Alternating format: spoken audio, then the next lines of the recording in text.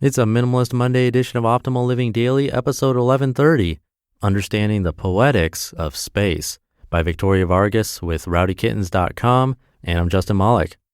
Happy Monday. Welcome back to Optimal Living Daily, or the OLD podcast, where I read to you from some of the best blogs I can find and get permission from, mostly covering personal development and minimalism on this show. We cover a bunch of other topics in the Optimal Living Daily podcast network, which includes 4 other shows. Definitely subscribe to those if you like this one. Today is a guest post from Rowdy Kittens. Let's get right to it and start optimizing your life. Understanding the Poetics of Space by Victoria Vargas with rowdykittens.com. One of the main facets of simple living revolves around simplifying the spaces in which we live.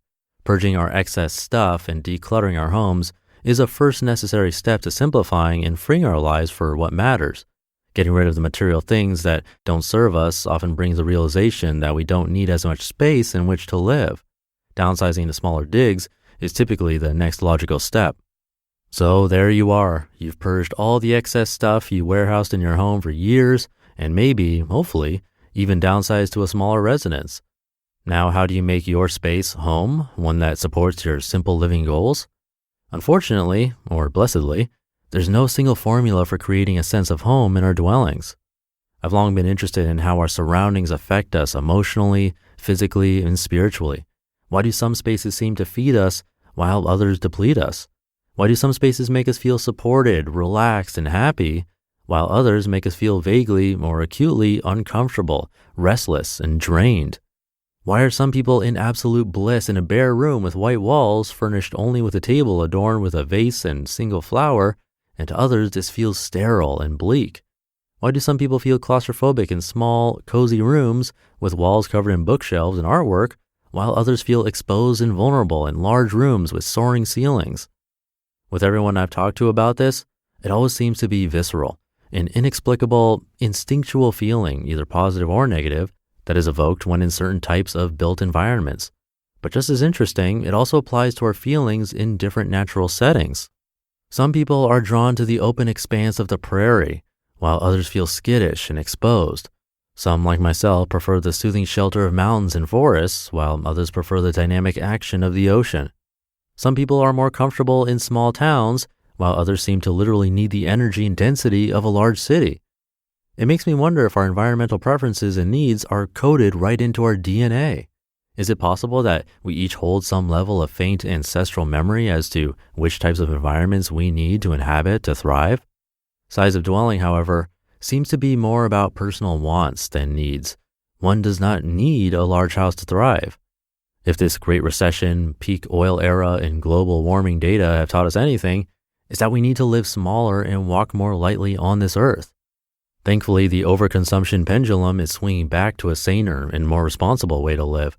As I connect with more and more people who are transforming their lives to live more simply, it gives me great optimism for our future. A big step for many is reducing the square footage of the dwellings they inhabit. Any dwelling small in square footage can feel open and expansive if it has an open layout with tall ceilings and huge banks of windows across the walls.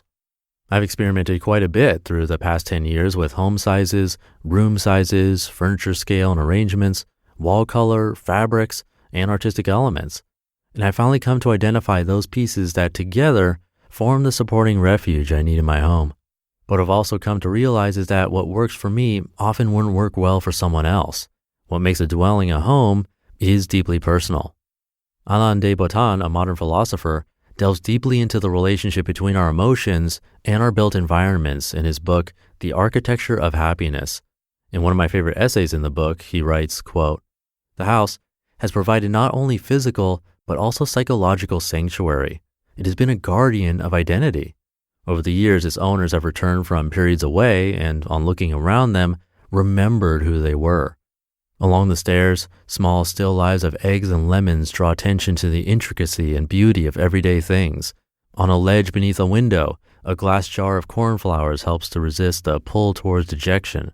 Although this house may lack solutions to a great many of its occupants' ills, its rooms nevertheless give evidence of a happiness to which architecture has made its distinctive contribution." End quote.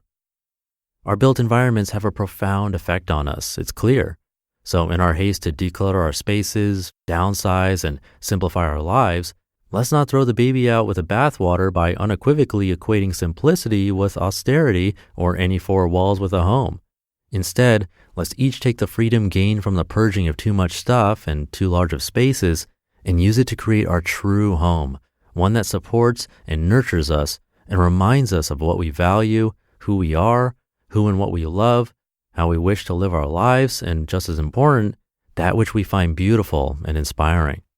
Minimalists may find beauty in less, while others on the simple living path may yearn for a bit more texture, color, and imagery. That is as it should be. Just as one size doesn't fit all when it comes to our dwellings, one approach to simplicity or minimalism doesn't fit everyone either. We are all in different places along our paths, and none of our paths are exactly the same. It is in satisfying our idiosyncrasies and stylistic preference, openness to experience how particular spaces affect us, and an understanding of what we need or can't abide in our surroundings to support and nurture us, that we can find and transform a dwelling into a home. For me, simple living and happiness are both intimately intertwined with where and how I live. I depend on my small home to be a guardian of my identity, to remind me of who I am upon returning from the cacophony and confusing chaos of a consumer-driven and materialistic society. If I am not supported, comforted, and inspired by my own home, how will I maintain the strength and conviction to walk my talk in the outside world? You just listened to the post titled, Understanding the Poetics of Space by Victoria Vargas with rowdykittens.com.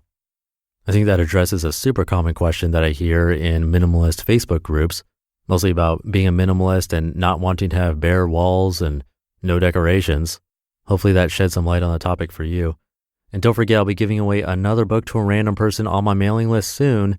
That list sends you a simple weekly newsletter with life tips and quotes, plus what's going on in my life and with the podcast, free spreadsheets and worksheets that I come across and find helpful, and those book raffles, all that for being part of my weekly newsletter. So if you're not already on the mailing list, come join. Just visit oldpodcast.com and enter your email address to join.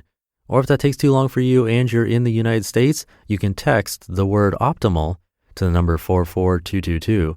Either that or come by oldpodcast.com. I'll leave it at that. Hope your week is off to a great start. Thank you for being here and listening to me and for subscribing to the show. And I'll be back reading to you tomorrow, where your optimal life awaits.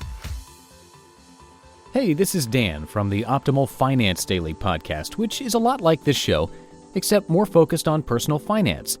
Justin handpicks the best posts he can find from blogs and authors like Ramit Sethi, Mr. Money Mustache, and more, and I read them to you 5 days a week. So if you enjoy this podcast, come on over and subscribe to Optimal Finance Daily too. And together, we'll optimize your financial life. You've been listening to Optimal Living Daily. Be sure to hit the subscribe button to stay up to date on each new episode and head to oldpodcast.com. That's oldpodcast.com for a free gift as well as more actionable tips and resources to help you maximize your potential. Thanks for joining us, and remember, your optimal life awaits.